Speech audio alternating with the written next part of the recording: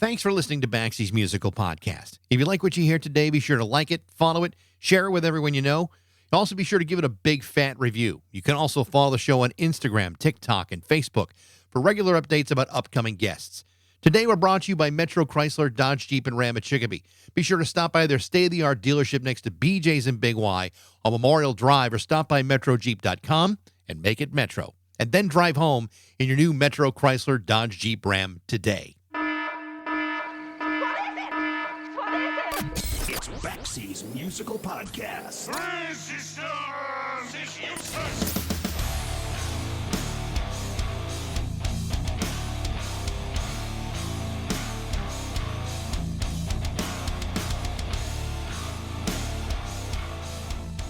Over the last several years, I've had the chance to speak with members of some of the most important hardcore bands in history. Black Flag, The Dead Kennedys, Husker Du, Minor Threat, Fear, The Circle Jerks, and quite a few others.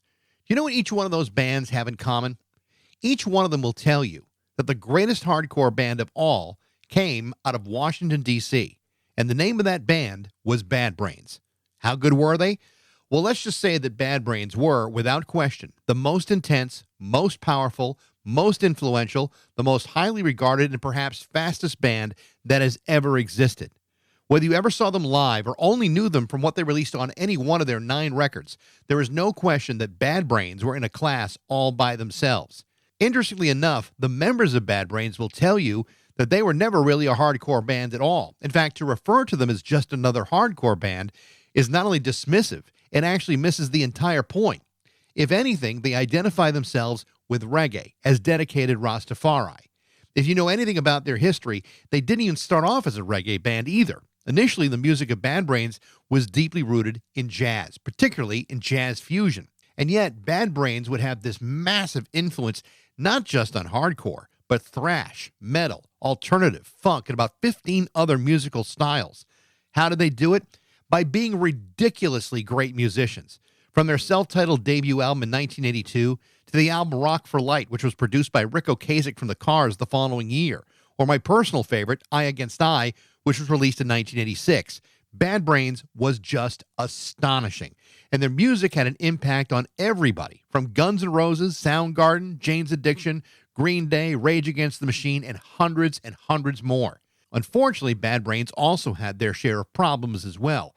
Much of this was due to the often erratic behavior of the band's lead singer, Paul Hudson, better known as HR. His struggles with both his physical and mental health were well documented in the 2017 film Finding Joseph I, the HR from Bad Brains documentary. The other members of the band included HR's younger brother, drummer Earl Hudson, guitarist Dr. No, and bass player Darryl Jenifer. Their story is amazing, volatile, and inspirational. To say this is one of my favorite bands is quite frankly putting it very, very mildly. Darryl Jenifer has just released an amazing new solo record composed primarily of jazz instrumentals. The name of the album is Weather Channel. It's a record that not only shows the depth and honesty of Darryl's remarkably diverse talents, it's a record that also, at its core, blends many of the elements that made Bad Brains such a remarkable band. In fact, the new album includes 2 reinterpreted classics from Bad Brains, Reignition and Sacred Love. To talk about all of that is my guest today, the absolutely legendary Darryl Jenifer, on Baxie's Musical Podcast.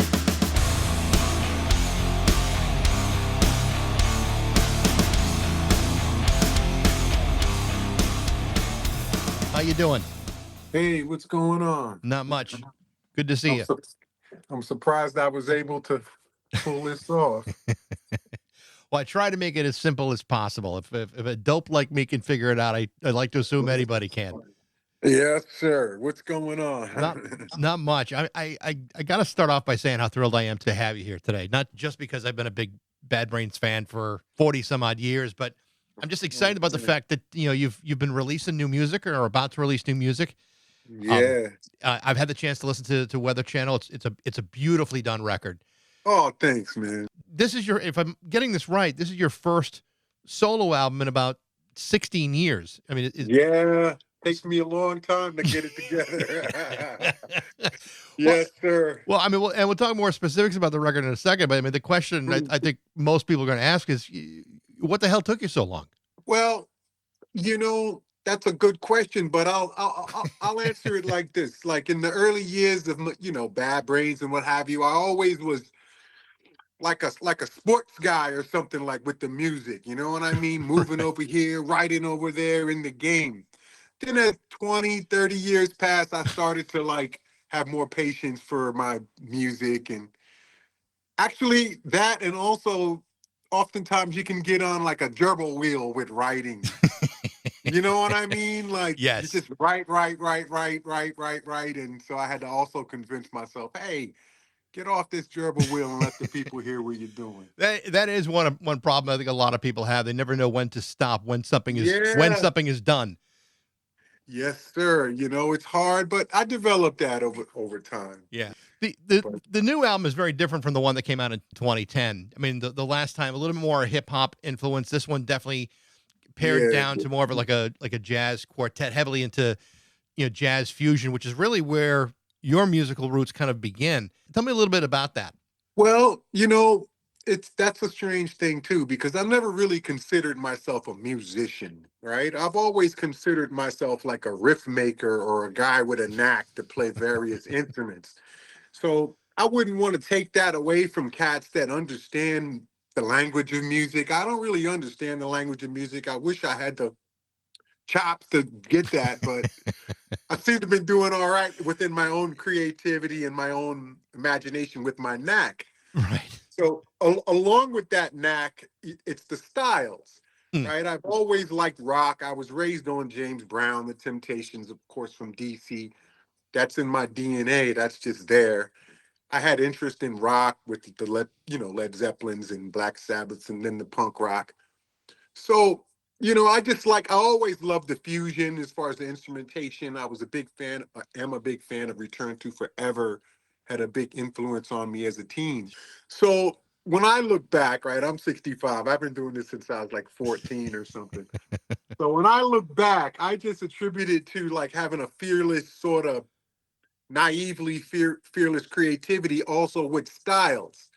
This is not something that I contrived or anything like that, or "Oh, I'm going to do this or do that." It just turns out when I look back that I not like, say, for instance, even in Bad Brains, because I believe of Return to Forever, I naturally wanted to meld sort of like the Damned and the Ramones Mm. with like Stevie Wonder and like, Ma Vishnu. I just naturally wanted to do that. I don't know, not being a musician, where that idea to want to do, but with the Bad Brains, right? That's like I was like a teen, like, wow, I love this because you don't really have to know how to play to like express yourself, right? You can just express yourself on any way. And then of course the root sound. And then I also love the like what I describe as the quiet storm sort of sound. Mm. Like in DC was like Alani Liston Smith, Roy Ayers, but black, gadelic type, hippie type thing. So I always loved that. Right. So now I go through the punk rock. I come through my beat making. The beat making album of Black Judas was, I enjoyed being by myself. I didn't have any, like, that's all me performing everything. Oh, really? Yeah, yeah. On the Black Judas album, I'm performing everything on there, the drums, all that. But with Weather Channel, I started to think, man, I want to play with some people, right? Which is kind of hard. So it was towards, I had been writing for about 5 years just by myself, but more writing to line up with others. Then the pandemic, I was able to record a lot and reflect a lot. And someone said, Darryl, what you doing these days? I said, man, I was just making some shit, some Weather Channel type shit. Right. To me, it was the literal Weather Channel when you turn it on and you like it's going partly cloudy and all that shit. Hmm. The music that's in the background, I always dug it. I'm like, damn, Weather Channel's kicking some shit. So when they asked me, but it was, I guess they got a name for this shit in on Sirius Radio. I think they called it like adult watercolors or something. I don't know. Adult contemporary. It's not really It's not hard. really, but yeah, I hear what you're saying. Yeah. Yeah. So my Weather Channel style music, it's kind of like punky in a way. You know what I mean? It's not nothing perfect about it, but I just view it as me like flexing some Weather Channel sounds. Hmm. I got like club sounds that I've been working on. I got some recent punk rock shit. It's basically a guy that's just like wanting to play what the fuck I feel like I want to play.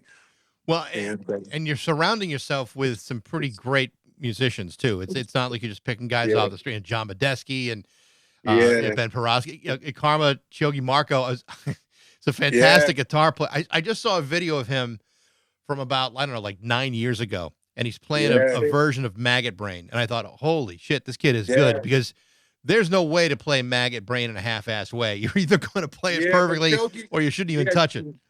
yeah. These guys that you mentioned, they're like gifted musicians. Actually, Yeah, they're gifted. Like a lot of cats are good and great and all that, but these guys are gift. Chogi's a gifted guitarist. Like that's just him. His grandpa's Richie Havens. It's just in him. Like I'm always amazed about Chogi, and I've known Chogi since like 16 or like, and the next thing, we all live in this area. Jack DeJohnette, all the people that you see on my album kind of yeah. they live around here. So it wasn't even like a session booking or anything. It's like, let's get together. So yeah, I was fortunate. I'm fortunate to live in this area. I'm from DC, but I've been living here for many, many years. And yeah, that's like an organic get together of cats that all, even back from Dylan and Hendrix and people that moved to this area. Jack lived up here just for years before he passed. Recently, Carl started the creative music studio. All these guys, a lot of these guys, to be honest, I didn't even know their fame or anything.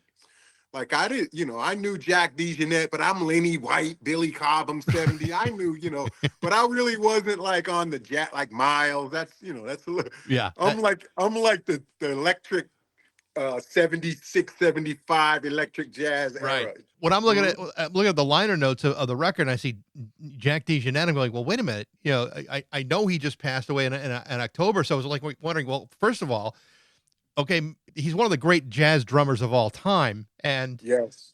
I mean, and to know that you were able to get him, I'm kind of curious about the timeline. How long ago did he record his parts for this record? Oh, I think Jack recorded about a year and a half before he passed. Mm. He just lives up the street from me.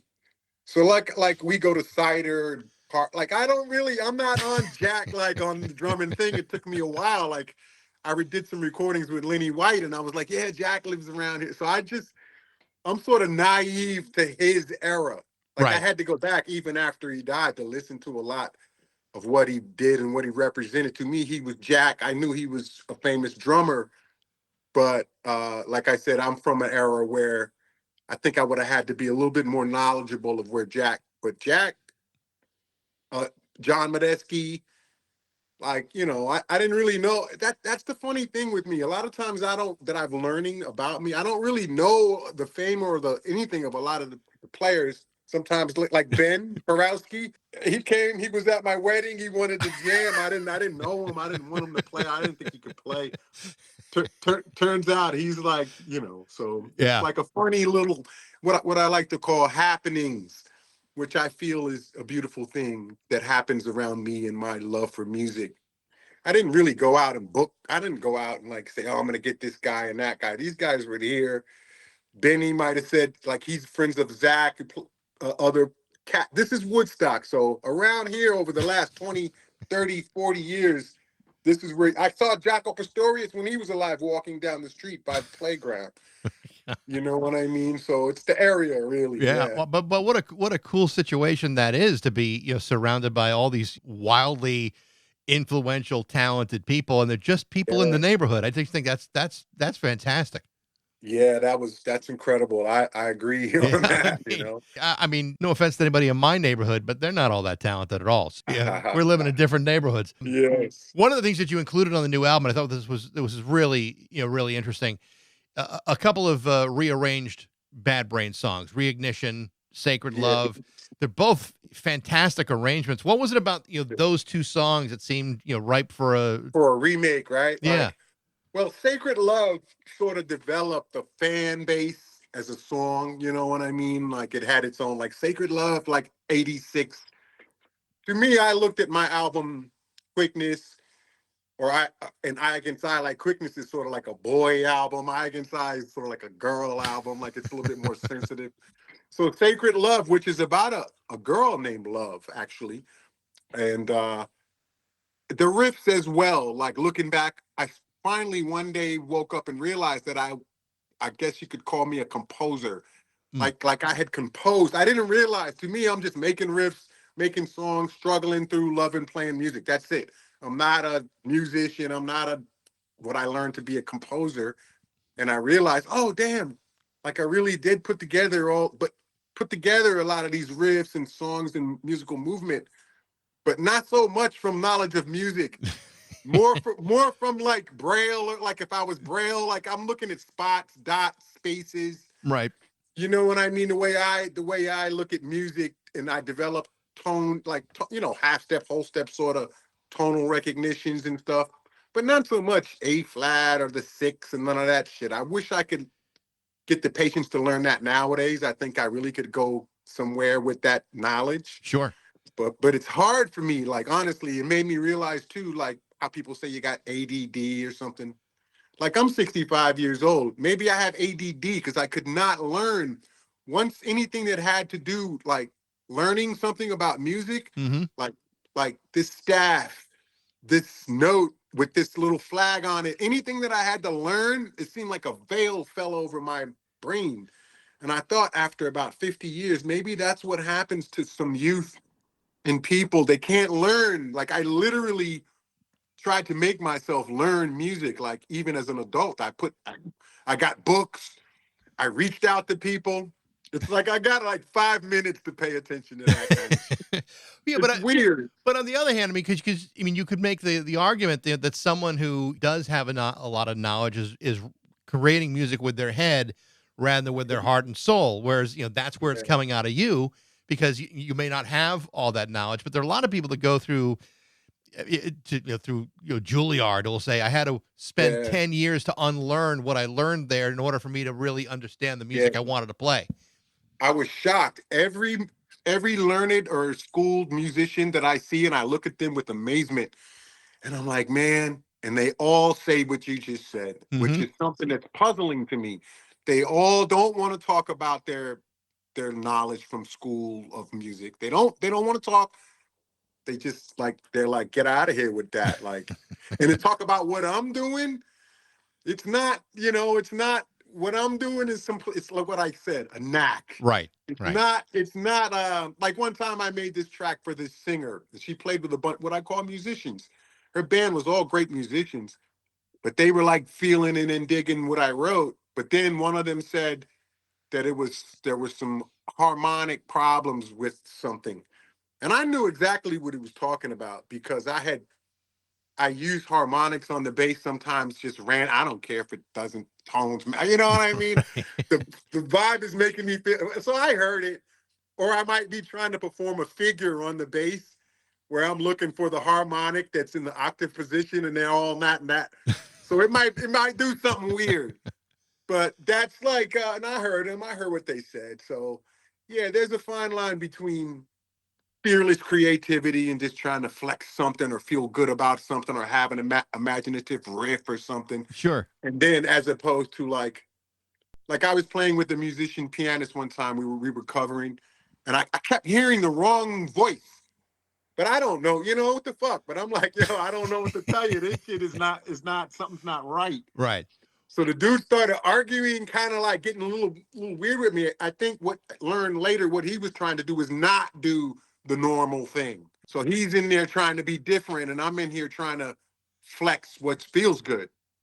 So finally, he looked at me. He put on his glasses, and he looked at me and he said, "Oh, D, it's the six." I was like, when he played it, I said, "That's it right there. That's what I'm talking about." My man looked at me with an attitude and said, "That's just the six." I was like, I didn't even really know. I was so elated that the voice that wasn't crazy. But come on, man. I don't know about no fucking six, man. Make this shit sound good. Well, isn't that the kind of thing about jazz where they say, there is no wrong notes. It's what you do. It's the next note that matters. Yeah, but now when I went to dig into jazz, because I started playing upright, when I really said, all right, like a guy just like, let me see what's up with jazz. I never really paid it. It all sounded the same to me. I was like, as far as, and it turns out after I evaluated, a lot of it is the same. A lot of the same sort of like I found, and no disrespect to the genre, maybe it's beyond, I'm just a 70s kid but I found myself saying, if I hear another sax player come in a solo like that, like out of all the greats, if I hear another fucking these guys do this again. So it may be something that I'm missing, and I'm finding out what that is too now. As the more I mature, I'm finding out what it is about me saying this is all the same shit. And people hear my shit, there's dudes and musicians probably listen to my Weather Channel shit like it's like bubble gum or something, But to me, it is bubble gum, you know what I mean? It's me having fun with a smoothed out style, the Weather Channel style. Yeah. You see, Donald Fagen lives up here. I see him at the dentist's office. He's around here, right? And I understand he got mad because they called his music Yacht rock. right. Yeah. So I thought I get where he's coming from, but he's yacht rock. I'm Weather Channel. My shit is Weather Channel shit. The shit they play on yacht rock is yacht rock type shit. So that's what it is. Well, you pour your heart and soul into the music, like a guy like him who is like so precise and overthought everything to have it all pared down to like a label. Of course, he was going to be pissed off about it. Yeah. It's funny with him and his concept of like going through a bunch of musicians to try to figure out what fits for him and his partner. It's funny with me, I got a thing where I don't know if it's good or bad, but I start to feel something trying to happen, whether as far as a performance or something. Like if I keep hearing it or something, if it's still there, I might aside for even if I'm madly in love with it, I might say this is trying to happen. You know what I mean? It's funny that you bring up Donald Fagen. I think one of the things that he got upset about is that I think he felt like his music was dismissed in a lot of ways. And then as I think about Bad Brains I think universally most people would say that the Bad Brains was the greatest hardcore band of all time. But the irony of that is that to pigeonhole Bad Brains as simply a hardcore band misses the point. And I think I think that's in a way that's somewhat dismissive as well. Absolutely. Well, the thing with Bad Brains, first of all, Bad Brains is progressive punk, right? The reason why I like to call it that, and I don't really, because hardcore and all that stuff, I was in it and they said, oh, you're hardcore. And I said, what's that? Right. So imagine you're in it and someone says you're something. It's like, so hardcore, what is that? I knew that my music was punk rock, and I knew that I was a musician that was thinking more about the construction of the music more than the message or like God Save the Queen or whatever. But I liked the protest in punk rock, but I was a musician. So when I went to make the riffs, I thought about them. So that makes it to me progressive. Right. If I'm going to stop and put breaks and changes and all, I'm thinking about the music. As far as hardcore, I think that's something that I don't even really know. I guess hardcore is a post-punk, sped-up version of punk rock. To me, I don't know what hardcore is. I think one of the other things that's overlooked about Bad Brains is, one, the hardcore label. I mean, I think if you're looking at other bands who were considered hardcore at the time, the Black Flags, the Circle Jerks, the Dead Kennedys, Husker Du, whatever it may be, then yeah, I mean, you're kind of in the same blanket. But I think one of the things that gets overlooked specifically about Bad Brains is that this wasn't just a band. This is also a message. And a message of unity and particularly of positive mental attitude. And in many ways, without that message, there is no Bad Brains. Well, that comes from the teachings of positive mental attitude, from a simple self-help book, Think and Grow Rich. And we were into that, which was a beautiful thing because we could have very well been into something else. We were into positive progression at the of Mind Power and the beginning of Bad Brains. The reason why I'm saying that is because PMA came from us wanting our music to mean something and say something. It wasn't like we sat around and said we want our music. We just didn't want our music to be all about beer and girls and fast cars and all that shit. We wanted our music to have a message, and that message was positive mental attitude, which later on morphed itself into more of cultural thing with the Rasta movement. And Sure. we went on to mature and realize that this positive mental attitude really is great spirit love. It's Yeah. people call it many things, but PMA is love and the in recognition of the great spirit, and all of the things that fall under that tent are that. They people have many names for it. So with the PMA thing being such an important thing for all four of you, here you are, you're in Washington D.C. It's the '70s. You could have gone in any number of musical directions, and Yeah. particularly considering the talent that the four of you had.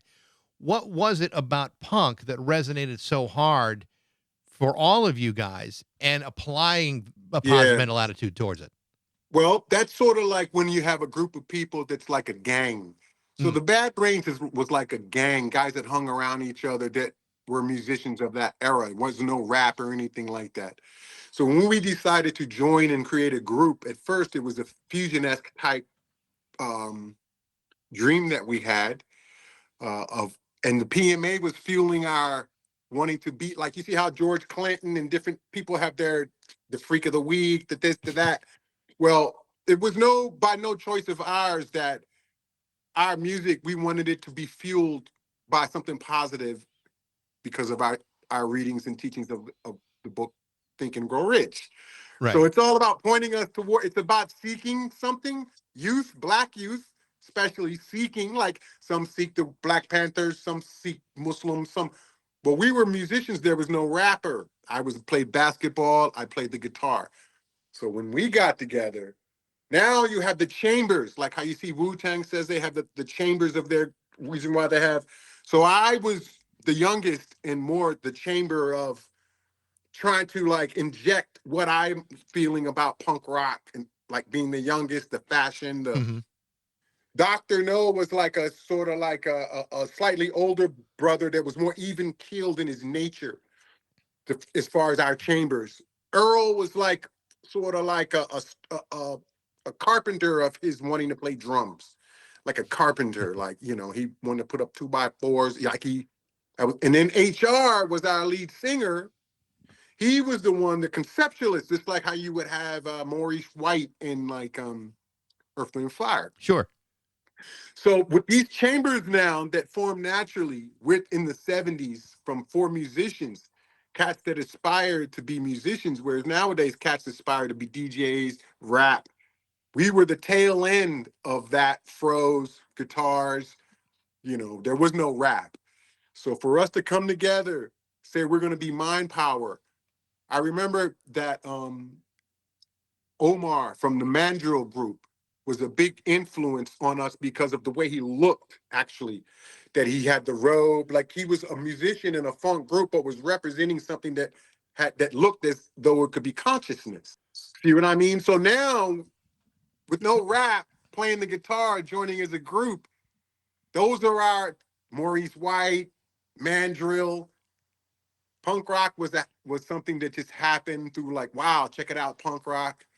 We've discovered me and Sid, and through like it's been said, Sid saw it on PBS Right. about the Sex Pistol. So it was just like, wow, this thing, being youth that are in DC who's open-minded, not just like, I don't want to say bogged down into like go-go. Yeah, just like any area. If you're from Texas, you went around country, but we were like wanting to be different. So the main blessing of Bad Brains is youth that want to be different, right? I always wanted to be different. Why? I don't know. I couldn't answer that question. I grew up on James Brown, but I used to listen to like I thought Taking Care of Business by Bachman Turner Overdrive. These songs spoke, like registered to me. I shouldn't even have been listening to the radio stations that played that where I'm from. So yeah, I guess not to get off track, but Bad Brains is a happening, man. It happened. We didn't only thing we were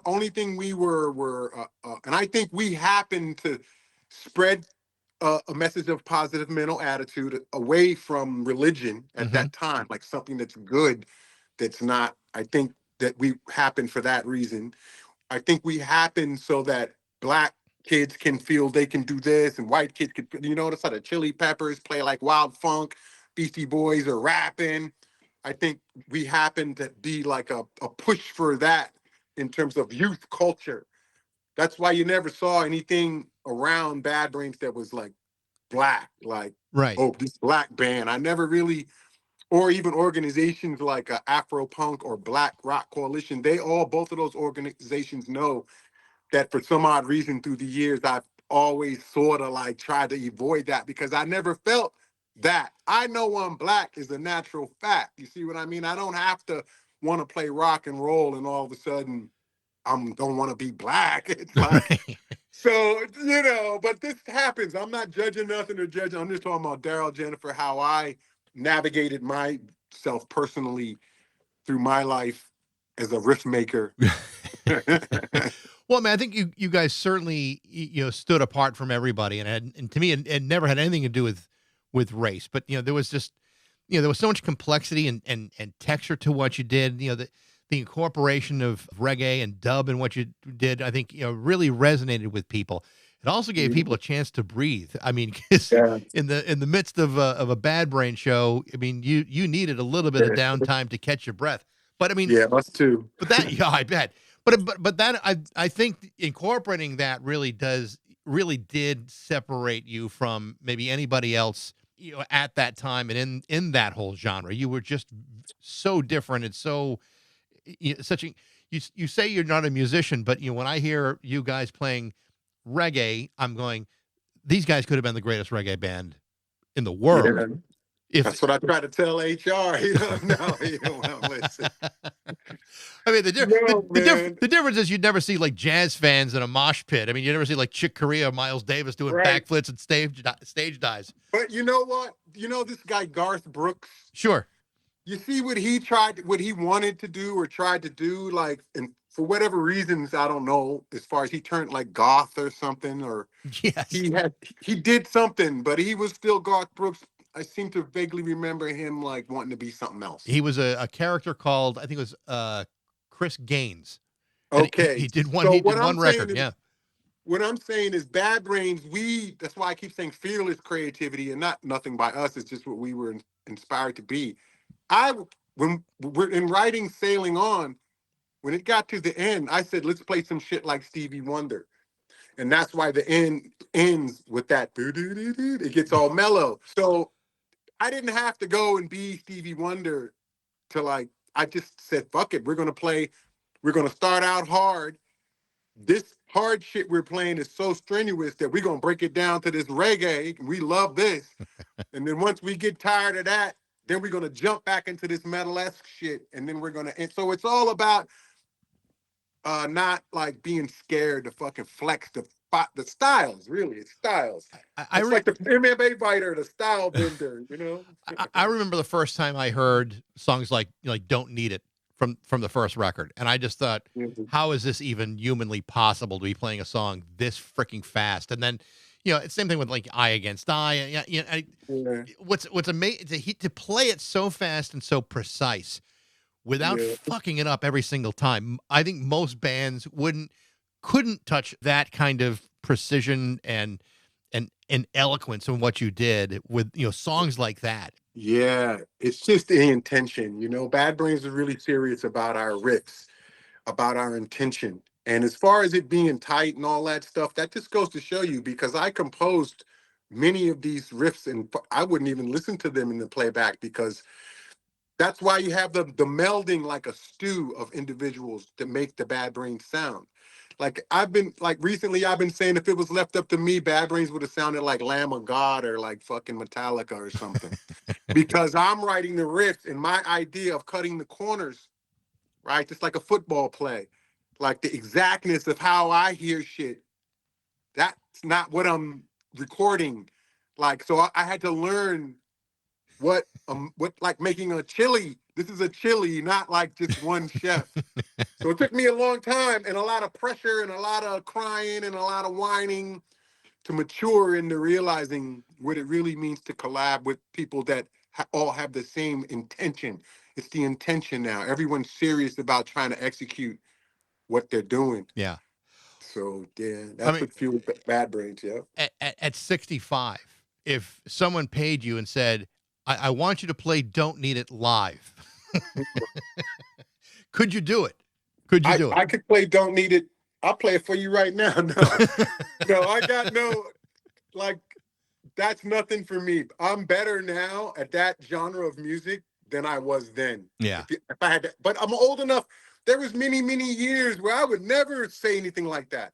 I would never wear a Bad Brains t-shirt or anything. I was in it like that. 65 years old, I look back, I got a rock outfit, a record that I'm putting out. It's called Palm Beach, Hmm. right? And it's all like Bad Brains esque shit that I've played. I can still do what I did, but better actually. More like, say for instance, I know how to dynamically control what I was doing. As far as my bass line, the choice, what I choose to play is different. When I was younger, it was more. When I listen back, I'm a little bit better with the choice of bass lines. Now I'm more matured, more scaled down. Like I'm more into less for some odd reason. And so, but I also know how to rock less, right? The reason why people don't get into less is because they don't know how to rock less.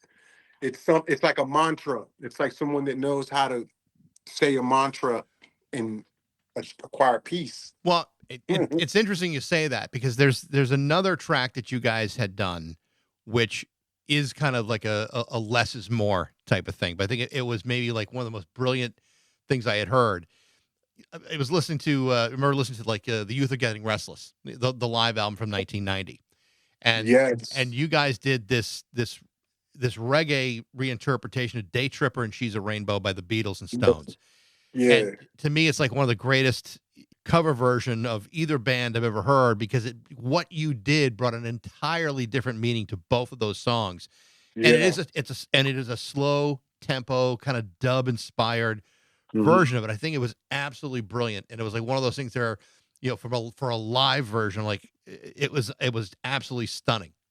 Yeah, and that's why I say a lot of stuff like that is like I'm gonna find a better description, is a happening, Hmm. right? We didn't sit around and say, "Hey, we're gonna play this dub trip," or none of that shit. We didn't do none of that for those two songs to exist.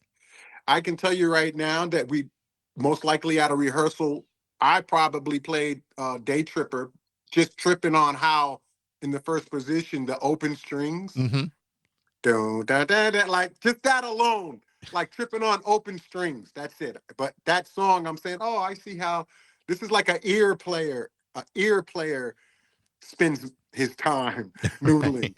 Like, wow, this open string, the whole idea of open string is tripping me out to get Day Tripper, right? And then to play Youth Are Getting Restless, it's like an adaptation, right? But that's like playing live, loving dub, kicking it live, and just like Dub, just start kicking that, and then doing it again because it was cool, and doing it again because it was cool. Yeah. Well, that's putting it mildly. I'd So the love that. lesson to be learned here is that Yeah. we're not sitting around going, "Look, we're gonna play Day Tripper. We're gonna." So that's what I love about Bad Brains. A lot of this stuff happened. It just happened, man. I never once said any of this. Only thing I said was I was gonna have my imagination to how I wanted the riffs to fit together, and I was cared a lot about making that happen. So that's what attributes to a tightness of a group. You had mentioned, about the different roles that each one of you played in the band, and I was just rewatching the HR documentary the other day, Finding Joseph and obviously it's a tragic story, and Mm. you have this insanely talented and charismatic lead singer. He's in real trouble, and obviously, his struggles are putting you guys in a pretty tough spot. On one hand, you're getting all these amazing opportunities presented to you. At the same time, he's getting sicker and maybe less reliable. At the time this is Yeah. happening, what was going through your mind at that point? Because I mean, obviously, when you're being presented with management opportunities and recording opportunities, and he's not fully there, that had to Yeah. be a source of real fear and frustration. Well, I'll tell you, I've known HR as my big brother ever since I was 15, 16 years old.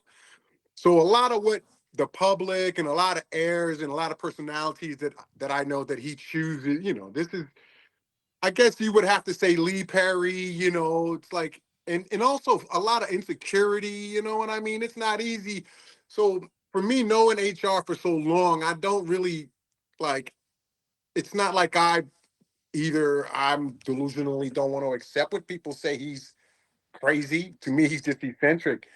To me, he's a wild dude. And I know all the reasons why he resisted Bad Brains as far as what he presented to the public, and also to be able to appear for whatever camps. Think of the Temptations now, right?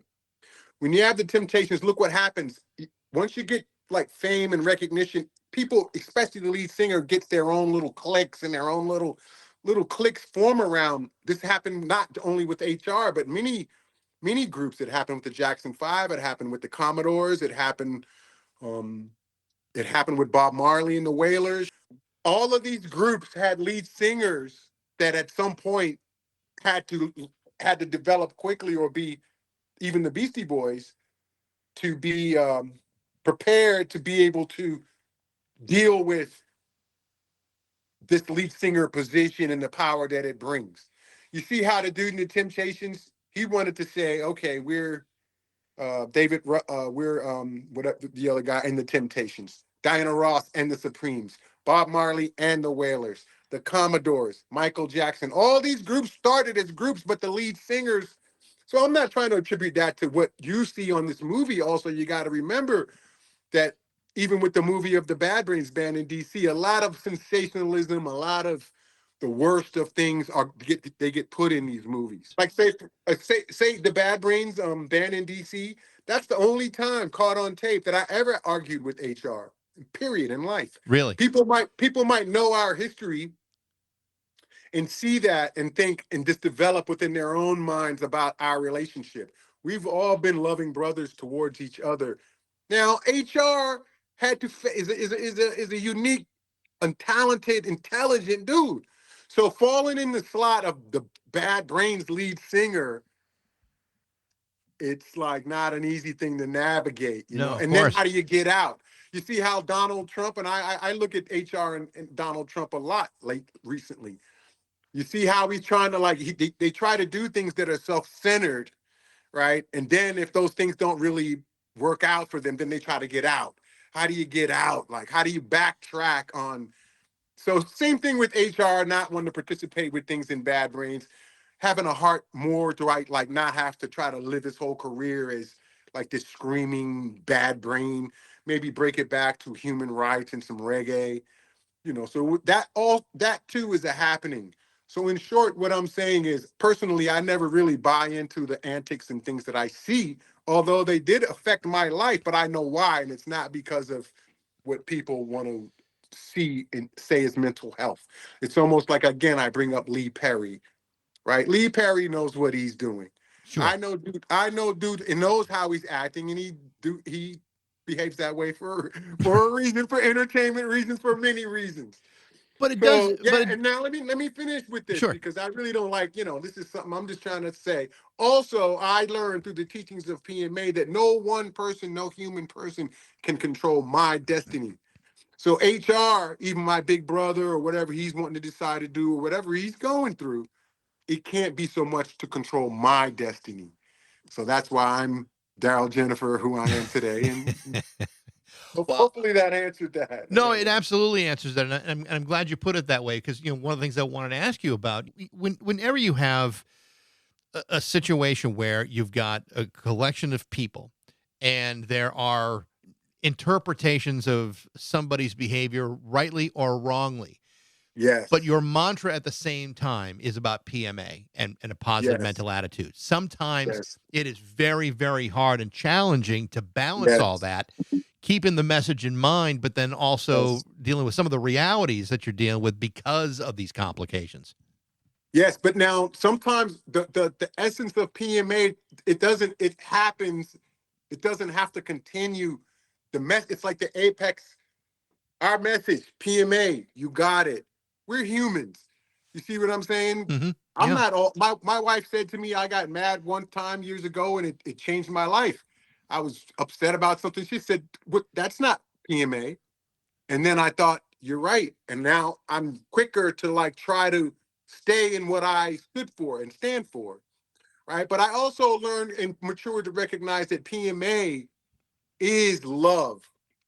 Right. I'm not going to say God. I'm not going to say Jah, Allah, Buddha. I'm not going to say any of that. PMA is another way of saying love. Love, just love. You know what I'm saying? Yeah. Love is the great spirit. Love is God. Love is Jesus and Allah and Buddha and all that.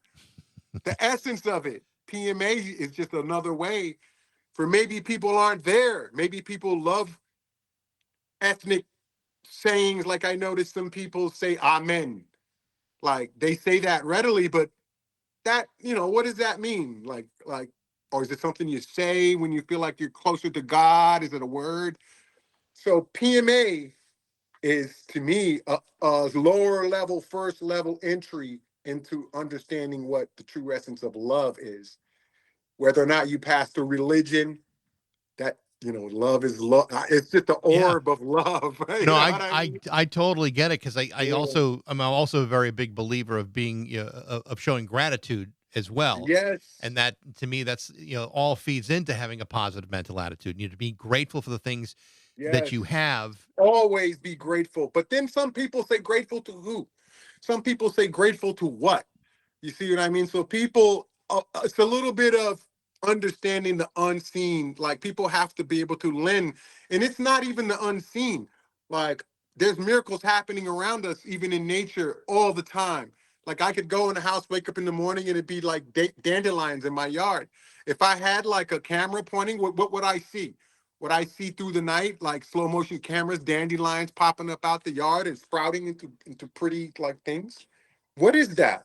Yeah. Oh, the scientists want to tell you, this soil and this daylight and this and that, So, yeah, everyone's going to go all the way back about this belief in the unseen, right? And I consider myself a spiritual person and not a religious person. Sometimes people have to go through religion, but the key to me, from my perspective, is seek love. When you hear the word, they think, oh, hippies, like when the hippies say peace. A lot of these things are whittled down to simple things: peace, love, and I saw actually a meme that said one of the most things to master is to staying in a good mood, right? to try to be in a good mood, because you're human, you have emotions, but still try to be in a good mood. Right. It's where we're gonna lend which way we want to go with shit. Well, I try to go all the time, seek in a positive direction. and it's also a practice too. It's not something that may necessarily Yes. happen naturally. This is a kind of attitude that requires work and repetition and being grateful and having positivity and being able to like accept the things around you and be grateful for those things. It Yes. doesn't have to be targeted to a person or a thing. Yes. It's just a Yeah. feeling. Yes. Yeah. So that's what PMA was, the early years of recognizing. Like in my early years, I was sort of an atheist. You know what I mean? Like I couldn't, and I think Stevie Wonder's fulfilling his first finale album, or I think one time I worked at a car wash and a religious guy, I told him I didn't believe in God because I was into seeing is believing. You had to show me something from me. And then he asked me if I could see the wind. And as soon as he asked me that, right, I said, nah, right? And he's like, you can feel it though, right? And then I was like, and ever since then, I must have been about 15. And I said, so here's the next thing, being born to even say, here's something like that and say, you got a point there. A lot of people, they don't, their egos and how they were raised and stuff, they're not people that's going to say, you got a point there. Right. So Of course not. I was blessed with that. When he told me that, because I was on seeing is believing, but seeing isn't always believing. And there's things that you can feel that you can't see. Love. But I'm learning in my old age that love is the key to all of this That's it. as a word. Yeah. Darryl, this has been a lot of fun, and like I said, a real pleasure to speak with you. I have been a fan for forever, and to have the time with you has been a lot of fun. Thank you, man. Pleasure, man. Pleasure to rap with you. Absolutely. Hope to do it again sometime. Thank you very much. All right. Bye-bye now. The name of Darryl Jenifer's new album is called Weather Channel. It's definitely worth checking out. Thanks for listening. I hope you enjoyed it. If you did, you can email me at bax@rock102.com I'd love to hear what you think. Thanks to Metro Chrysler, Dodge, Jeep, and Ram at Chicopee for their support, but most of all, thanks to you for listening to Baxie's Musical Podcast.